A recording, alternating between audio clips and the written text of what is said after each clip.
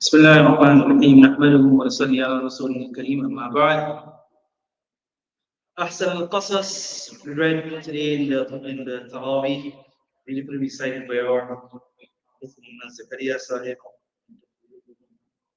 and of course Surah Yusuf has many lessons that a person can learn and can take. Scholars have actually written books in which they just focus on the lessons derived from Surah Yusuf. Lessons derived from Surah Yusuf. I just want to touch on one aspect very briefly.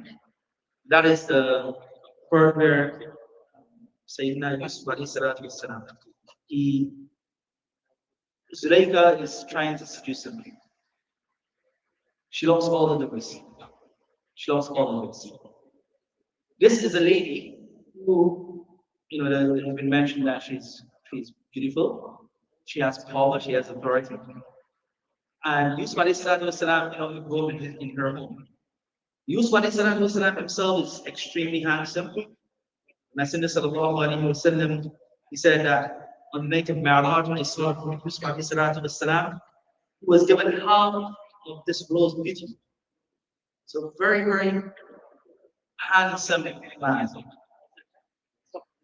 So وَغَلَّقَتِ الْأَبْوَابِ, the Quran mentions وَغَلَّقَتِ الْأَبْوَابِ, that she closed the doors.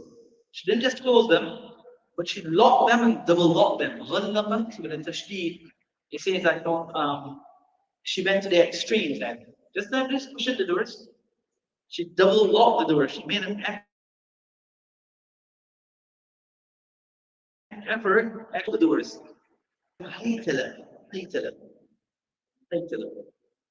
She's been planning. She's been awaiting this moment, this opportunity that she can seduce Yusuf alayhi salatu wassalam. And she tells him,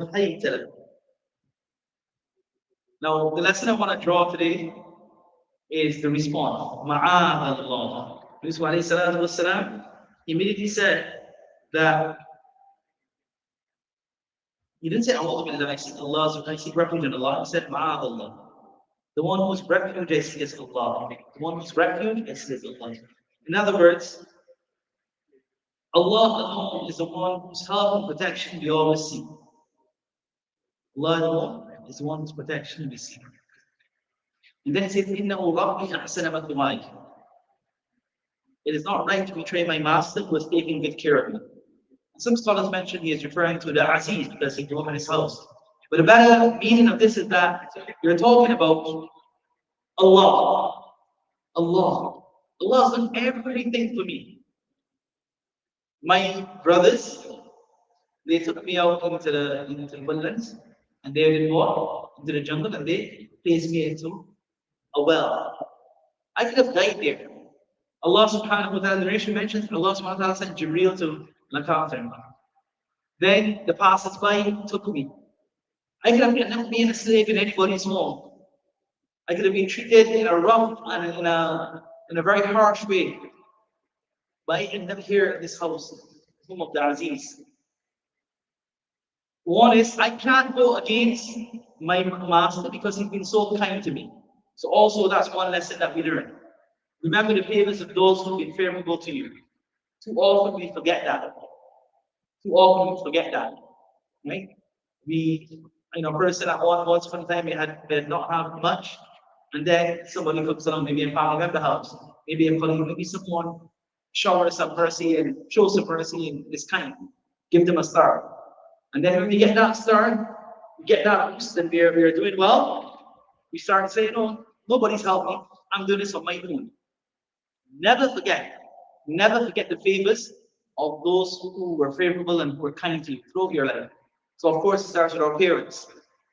They did everything for us. And then come down the line. All the siblings, your wife, your husband, whoever else, everybody who's had an impact in your life, a positive impact. It could be a teacher, a star, a mentor, the imam of the masjid. People who are there for you, people who care, people who ask questions about you, try to give you a push. Never forget that. So here he's saying this, I can't do this, I can't do this. Now remember, the doors are locked. All doors are locked, double locked. but he rushes towards the doors. Rushes towards the doors. And the narration mentions Zulaykha, she's rushing behind him as well.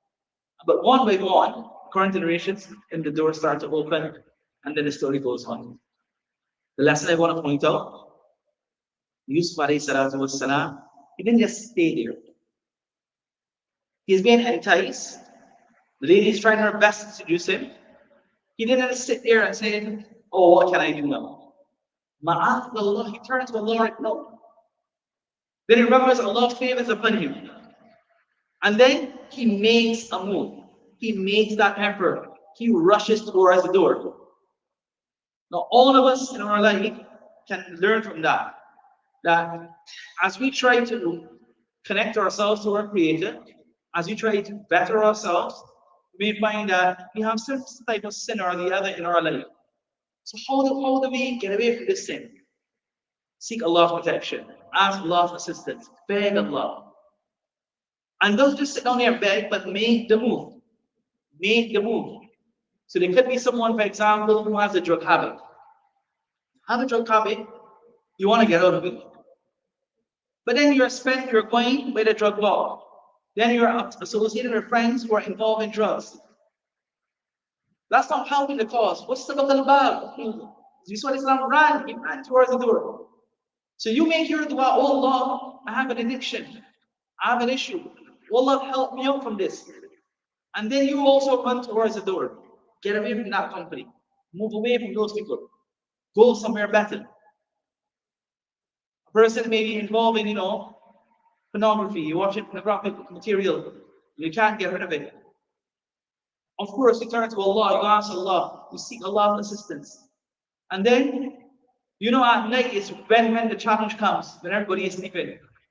So when you go, then leave the phone somewhere else. Put the phone aside. Give the phone to someone, you hold my phone until tomorrow morning.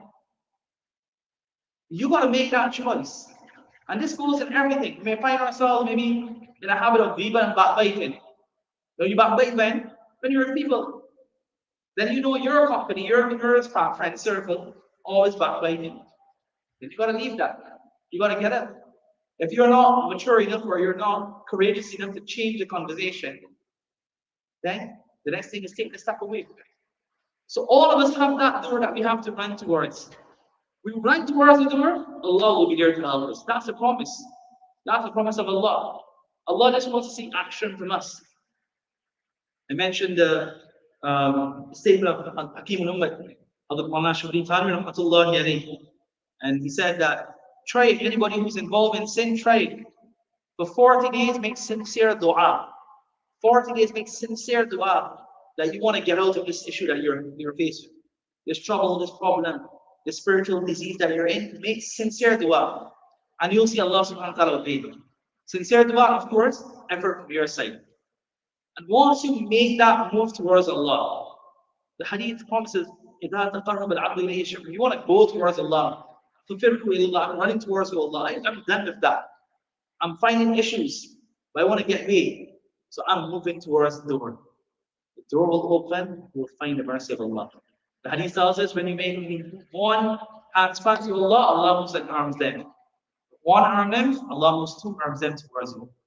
And when you go walking towards you, Allah comes running. It's a metaphor showing Allah just wants you. Allah comes. Allah is ready. But you just gotta make that one step. You gotta make that one step. Hakim al-Ummah rahmatullahi, he gives the example of a child. When a little baby is, trying to walk, the baby stands up and he says, come, come, come. And they get up, they slowly get up. They start making 1, 2, 3, 4, and they're about to fall. What you do? Grab them in your arms. That's what Allah wants from us. So tonight, that's our lesson. Inshallah, we learn from this. We seek Allah's assistance in everything, and we move towards Allah. At the end of the day, that is what we want. Ramadan is to become pious, to become muttaqeen. Ramadan become the people of taqwa. And inshallah, when we have that, Allah grants me, Allah grants all of you. That's what life is about, right? We have this discussion every morning. That's what life is about. We've got to connect it to Allah. So make that step, and inshallah, Allah subhanahu wa ta'ala will envelop us in His mercy. Allah ta'ala make that happen. Sallallahu alayhi wa sallam.